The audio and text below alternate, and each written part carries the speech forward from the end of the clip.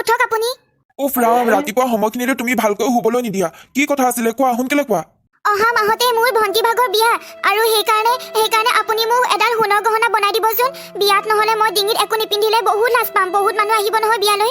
তোমাক যিমান বুজালেও তুমি নুবুজা। মই এটা সাধাৰণ কোম্পানীৰ চকীদাৰহে। মই যিখিনি টকা পইচা পাওঁ সেইখিনি ঘৰ চলাওঁতেহে শেষ হৈ যায়। তুমি ধৈৰ্য ধৰাচোন, মই তোমাৰ সকলো বস্তুহে বনাই দিম। বিয়া হোৱা 10 বছৰ হৈ গ'ল, কিন্তু আপুনি এতিয়ালৈকে মোক সোণৰ একো বস্তুৱে দি পোৱা নাই। যোৱা কাম কৰা গৈ। ৰাতিপুৱা ৰাতিপুৱা মোৰ মূৰটো গৰম কৰি নাথাকিবা তুমি।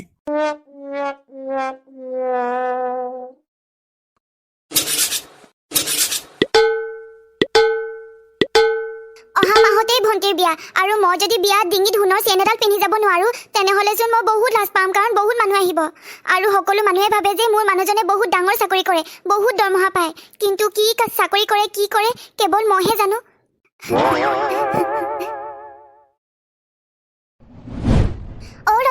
ৰতনী পেহী, মই ফুল নিবলৈ আহিছিলো। ফুল নিব পাৰিমনে? চম্পা আহিছে চাগে। বেচেৰীজনীয়ে সদায় মোক সুধিহে আমাৰ গছৰ পৰা ফুল ছিঙি নিয়ে। বৰ ভাল ছোৱালী দেই। চম্পা, তই সদায় মোক সুধিহে ফুল ছিঙি নিয়। কিছুমান মানুহ আহে মনে মনে আৰু গোটেই ফুলখিনি নুসুধাকে ছিঙি লৈ যায়। বৰ বেয়া লাগে। তই সঁচাকে বৰ ভাল ছোৱালী দেই। ৰতনী পেহী, আপোনাৰ ঘৰতে এই ফুলৰ গছজোপা আছে। আপুনি এই ফুলৰ গছজোপা সৰুৰ পৰাই ৰুইছে, ডাঙৰ কৰিছে, পানী দিছে আৰু এতিয়া ফুল লাগিছে। সেইকাৰণে কোনোবাই ফুল ছিঙিলে আপোনাক সুধি লোৱাটো কৰ্তব্য। আইঅ, তোৰ যে কথাকেইটা শুনি বিৰাটে ভাল লাগিলে। যা কিমান ফুল লাগে তই ছিঙি লৈ যা। মই সদায় পূজা কৰিবৰ কাৰণেহে ফুল ছিঙো আৰু মোক পূজা কৰিবৰ কাৰণে এপাহ ফুল হ'লেই হয়। পেহী, মই এতিয়া গৈ থাকো দিয়া। অহাকালি আকৌ আহিম ৰাতিপুৱা। ঐ চম্পা, তই ক'ৰ পৰা আহিলি ৰাতিপুৱাই?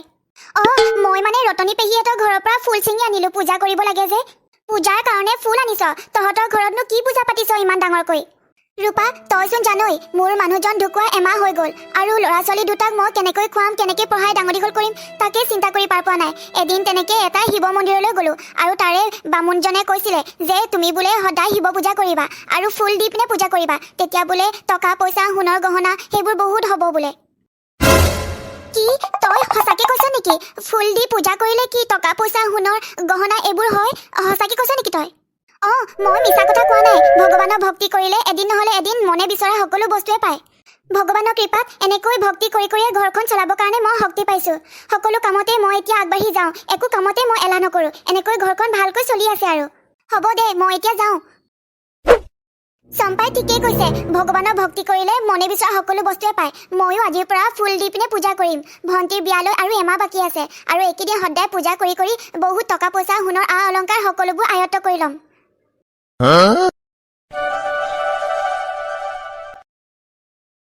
দেৰিয়ে হৈছে। আজিৰ পৰা মই ফুল দি পিনে পূজা কৰিম বুলি কৈছিলো নহয়, আৰু ফুলনো এতিয়া ক'ত পাম? ময়ো যাওঁ ৰতনী পেহীহঁতৰ ঘৰৰ পৰা ফুল লৈ আনোগৈ।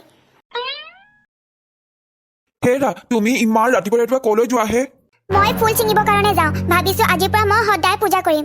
পূজা কৰিলে বোলে ধন টকা পইচা সোণৰ আ অলংকাৰ এইবোৰ বোলে সোনকালে পায়। মই সেইকাৰণে আজিৰ পৰা সদায় পূজা কৰিম। তুমি এইবোৰ কি কথা কৈছা? কাম বন নকৰিলে ভগৱানে কি ওপৰতে টকা পইচা সোণৰ আ অলংকাৰ দিব নেকি? কাম কৰিব লাগিব, কষ্ট কৰিব লাগিব, তেতিয়াহে হ'ব। পূজা কৰি থাকিলে নহয়। আপুনি একেবাৰে মনে মনে থাকক। ইমান দিনে মোৰ সোণৰ বস্তু এটা দি নাপালে আৰু এতিয়া মই নিজেই চেষ্টা কৰিছো কিবা এটা পাবৰ কাৰণে, তাতো আপুনি বাধা দিবলৈ আহে। একেবাৰে মনে মনে থাকক আপুনি।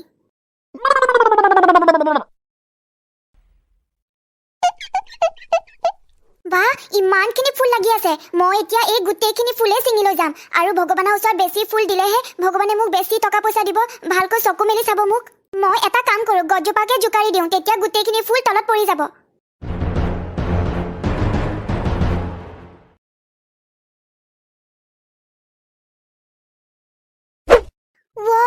ফুল গছৰ ডাল এটাও ভাঙি গ'ল আৰু ইমানবোৰ ফুল ছিঙিলি। মই ভাবিছিলো চম্পা বুলি, তাইহে সদায় ৰাতিপুৱা শুই উঠিয়ে ফুল ছিঙিবলৈ আহে, কিন্তু তাই কেতিয়াও ফুলৰ ডাল নিছিঙে আৰু এনেকে ইমানবোৰ ফুল কেতিয়াও ছিঙি পোৱা নাই। ৰূপা, তইচোন কেতিয়াও ফুল নিছিঙ আৰু আজি আমাৰ ঘৰত ফুল ছিঙিবলৈ আহিছ যে, আৰু এনেকে কোনোবাই ফুল ছিঙে নেকি? ডাল ভাঙি গৈছে আৰু ইমানবোৰ ফুল ছিঙিছ। আজিয়ে যি ফুল ছিঙিলি আৰু কেতিয়াও মোৰ ঘৰৰ পৰা ফুল নিছিঙিবি, কৈ দিছো। হ'ব নিছিঙো। সাধাৰণ ফুলহে বহুত পাম এনেকুৱা বজাৰত, আৰু নিছিঙো, কেতিয়াও নিছিঙো আপোনাৰ ঘৰৰ পৰা। ইমানবোৰ ফুল ছিঙিলে, গছত লাগি থাকিলে ইমান ভাল লাগে আৰু গোটেই ফুলখিনি ছিঙি পেলাইছে তলত।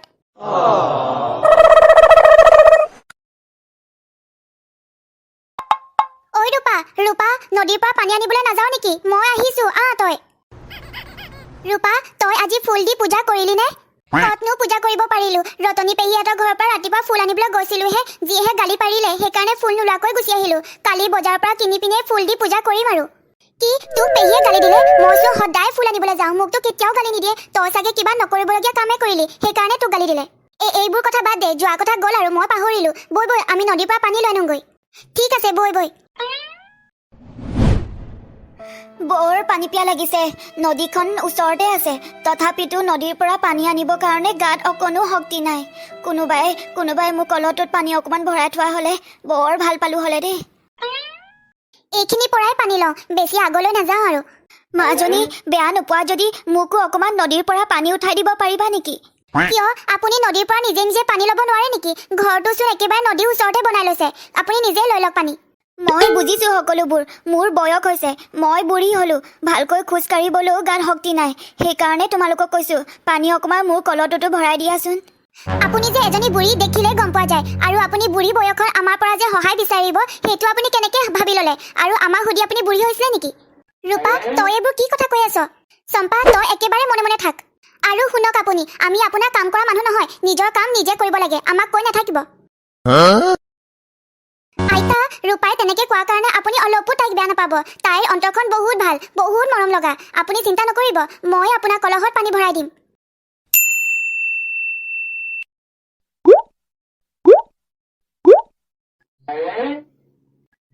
চম্পা তোক মই পানী উঠাবলৈ মানা কৰিছিলো নহয় তই কিয় পানী উঠাই দিলি চা ৰূপা বেচেৰী বুঢ়ী মানুহ আৰু আমাৰ পৰা সহায় অকণমান বিচাৰিছে তাকে যদি আমি সহায় কৰিব নোৱাৰো আমাৰে বেয়া লাগিব মই চব গম পালো তই চব মানুহৰ চকুতে ভাল হৈ থাকিব বিচাৰ আৰু মোক তই চবৰে আগতে ভৰি তলত ৰাখিব বিচাৰ মই আকৌ তোক কেনেকে ভৰি তলত ৰাখিলো কি যে কথা কৱ তই আইতা মই পানী আনিলো এতিয়া মই কলহটো ক'ত ৰাখিম মাজনী যদি বেয়া নোপোৱা কলহটো তুমি ভিতৰতে ৰাখি দিয়া কাৰণ পানী সোমোৱা কলহটো এতিয়া বহুত গধুৰ হ'ল আৰু মই দাঙিবকে নোৱাৰিম মই আপোনাক এতিয়াহে বুজিলো মিঠা মিঠা কথা কৈ মানুহক আপুনি ভাল কামত লগাবলৈ জানে দেই মাজনী তুমি মোক ভুল বুজিছা কলহটো গধুৰ হ'ব কাৰণে বাহিৰৰ পৰা ভিতৰলৈ মই আনিবই নোৱাৰিম সেইকাৰণেহে ভিতৰৰ কলহটো থৈ আহিবলৈ কৈছো বেছি কথা নকব আপুনি চম্পা বহুত অকৰা হয় সেইকাৰণে সকলো মানুহে সুবিধা লয় কিন্তু মই চম্পাৰ নিচিনা অকৰা নহয় মই আপোনাৰ নিচিনা মানুহ ভালকে চিনি পাওঁ ৰূপা তই এইবোৰ কি কথা কৈ আছ এগৰাকী বুঢ়ী মানুহৰ লগত কেনেকে কথা ক'ব লাগে নাজানো নেকি আইতা আপুনি অলপো চিন্তা নকৰিব মই পানী ভৰা এই কলহটো ভিতৰতে থৈ আহিমগৈ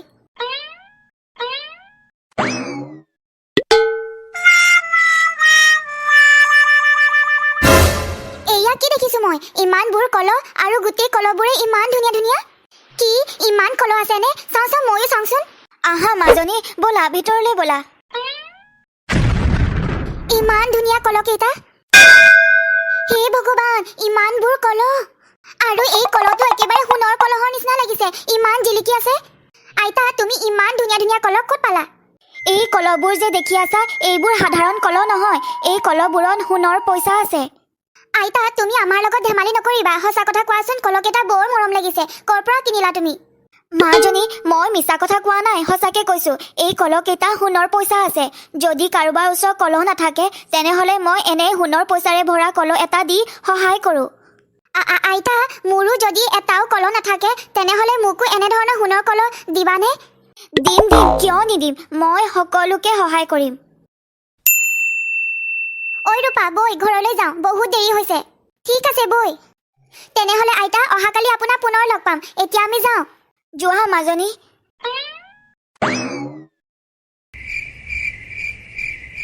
যেনে তেনে কৰি যদি মই সোণৰ কলহটো ল'ব পাৰোঁ তেনেহ'লে মোৰ টকা পইচাৰ একো চিন্তাই নহ'ব আৰু সেই বুঢ়ীজনীয়ে সহজতে মোক কেতিয়াও সোণৰ কলহটো নিদিয়ে তাৰ কাৰণে মই এটা বুদ্ধি কৰিব লাগিব কিন্তু মই কি বুদ্ধি কৰিম হেৰা তুমি কি ইমান চিন্তা কৰি আছা অথনিৰ পৰা বহু ৰাতি হ'ল শুই থাকা এতিয়া মোক আপুনি শাসন কৰিবৰ কাৰণে ক'ত অধিকাৰ পালে নিজৰ যদি শুবলৈ মন আছে শুই থাকক মোক একো নক'ব কালি যেনে তেনে কিবা নহয় কিবা এটা কৰি মই সেই সোণৰ কলহটো লৈহে এৰিম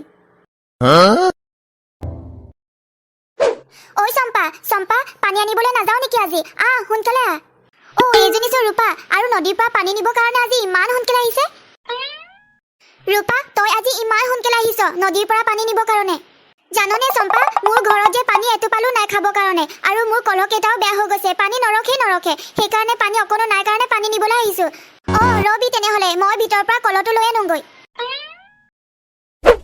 আজি ভাল লাগিব সোণৰ কলহ আইতা আপোনাৰ কলহত পানী ভৰাই দিব লাগিব নেকি দিয়ক দিয়ক সোনকালে দিয়ক নালাগে অ মাজনী মোৰ কলহত পানী আছে তোমালোকে লোৱা গৈ যোৱা নদীৰ পৰা পানী চম্পা প্ৰথমতে মই নদীৰ পৰা পানী লৈ লওঁ তাৰ পিছত তই লবি হ'ব দে ৰূপা যা তই প্ৰথমতে পানী লৈ লগৈ আইও মোৰ কঁকালটো ইমান বিষাইছে মই আৰু পানী ল'ব নোৱাৰিমেই চাগে মাজনী চিন্তা নকৰিবা কঁকাল বিষৰ মোৰ ওচৰত বহুত দৰৱ আছে মই ভিতৰৰ পৰা তোমাৰ কাৰণে দৰৱ লৈ আনোগৈ ৰ'বা চম্পা তই বেয়া নাপাও যদি মোৰ কলহটোত পানী ভৰাই দিব পাৰিবি নেকি ঘৰত এটোপালো পানী নাই পানী লৈ নগলে মানুহজনে আকৌ মোকে খং কৰিব পাৰিম পাৰিম কিয় নোৱাৰিম এতিয়াই কলহত পানী ভৰাই দিছো ৰবি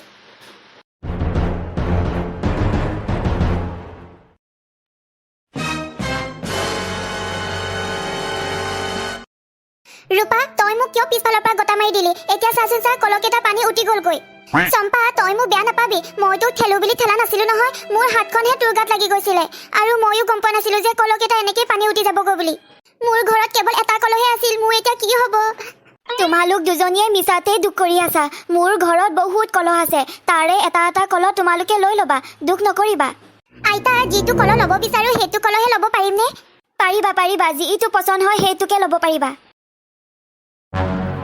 তোমালোকে যোনটো কলহ পছন্দ কৰিছা সেইটো কলহে লৈ লোৱা মই এইটো কলহে লৈছো চম্পা তুমিও এটা কলহ লৈ লোৱা নালাগে আইতা মোৰ ঘৰত কলহ আছে নহয় মোক নালাগে চম্পা মই তোমাক কিবা এটা উপহাৰ দিছো বুলি ভাবি ল'বা লৈ লোৱা যিটো পছন্দ হৈছিল তাকে লৈ লোৱা আইতা আপুনি ইমান জোৰ কৰাৰ বাবে ময়ো এটা কলহ লৈ লওঁ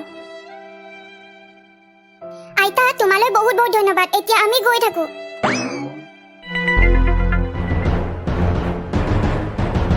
আজি মোৰ সকলো সপোনে পূৰ হৈ যাব মই এই সোণৰ কলহটো বিক্ৰী কৰি বহুত পইচা পাম আৰু বুঢ়ীজনীয়ে কৈছিলে যে এই সোণৰ কলহটোৰ ভিতৰত বোলে সোণৰ পইচা আছে চাওঁচোন সোণৰ কলহটোৰ ভিতৰত কিমান পইচা আছে সেইখিনি বিক্ৰী কৰিও মই বহুত টকা পাম আৰু মই একেবাৰে ৰাজৰাণীৰ নিচিনা থাকিব পাৰিম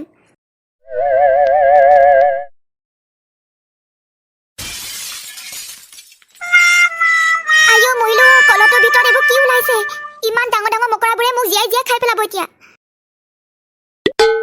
মা তুমি আজি পানী আনিবলৈ গৈ ইমান দেৰি কৰিলা আমাৰ যে বহুত ভোক লাগিছে মা মোৰো বহুত ভোক লাগিছে পানী অকমানকে দিয়াচোন খাওঁ ৰবা মই তোমালোকৰ কাৰণে কিবা খোৱা বস্তু বনাওঁগৈ তাৰ আগতে তোমালোকে অকমান পানীকে খাই লোৱা